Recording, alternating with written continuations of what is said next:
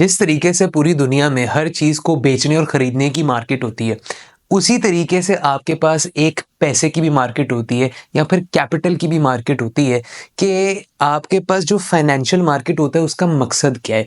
अब देखें, इसको समझते इस तरीके से हैं कि आपके पास हमेशा वो लोग होंगे जिनके पास एक्स्ट्रा फालतू कैश है और हमेशा वो वाले लोग भी होंगे जिनके पास पैसों की कमी है, जिनके पास शॉर्टेज है पैसों की। This is where financial markets come in, कि इन दोनों को कनेक्ट करने की होती है, उसका पर्पस होता है फाइनेंशियल मार्केट।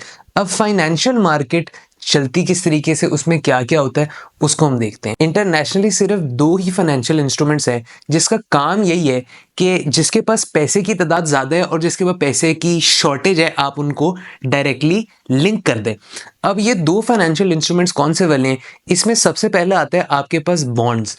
अब बॉन्ड्स एसेंशियली होते हैं कर्जे। दूसरा वाला जो फाइनेंशियल इंस्ट्रूमेंट है वो है स्टॉक या फिर इक्विटी, जिसको हम ओनरशिप के नाम से भी कहते हैं। हम पहले बॉन्ड्स, जो कि पहला फाइनेंशियल इंस्ट्रूमेंट है, उसको डिस्कस कर लेते हैं। अब बॉन्ड एसेंशियली ये है क्या कि आप किसी को पैसे दे रहे हैं और आपका ये एक बॉन्ड बना हुआ है कि आप उसे वो पैसे वापस करेंगे विद इंटरेस्ट। इसका मतलब होता है कि ये कर्जा है।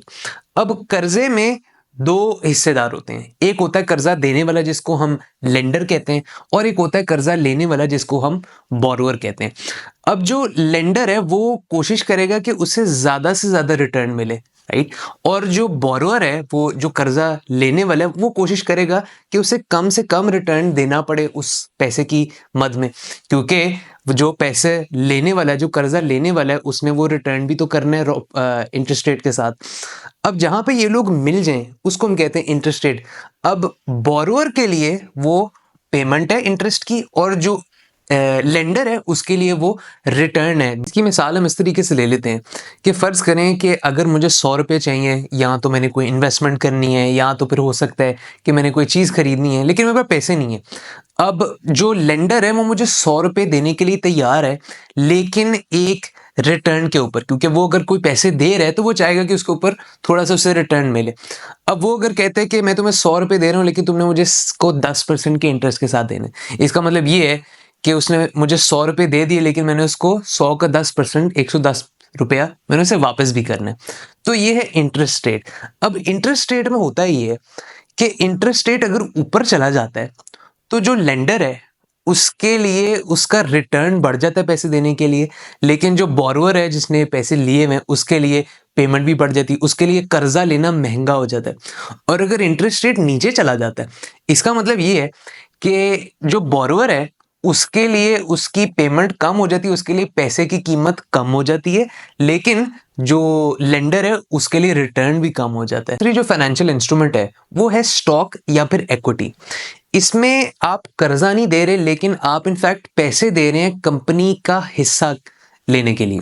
अब ये चलता किस तरीके से है कि फ़र्ज़ करें कि अगर एक कंपनी है जो कि 1000 रुपये की है टोटल, फ़र्ज़ करें, तो उसको 100 रुपये की ज़रूरत है। अब वो या तो ये कर सकता है कि एक बॉन्ड इशू कर दे, मतलब वो कर्जा ले ले, लेट्स से 10% के इंटरेस्ट पे, तो उसने 100 रुपये का कर्जा ले लिया और उसने 110 रुपये वापस करने होंगे। दूसरा तरीका ये है कि वो अपनी कंपनी का एक हिस्सा बेच दे, कि फ़र्ज़ करें कि वही कंपनी अगर 1000 रुपये की थी, तो उसके अगर आप 10 हिस्से कर देंगे तो उसमें से एक हिस्सा 100 रुपये का बनेगा। इसका मतलब ये है कि अगर वो किसी से 100 रुपये ले ले तो उसने अपनी कंपनी का 10% हिस्सा बेच दिया।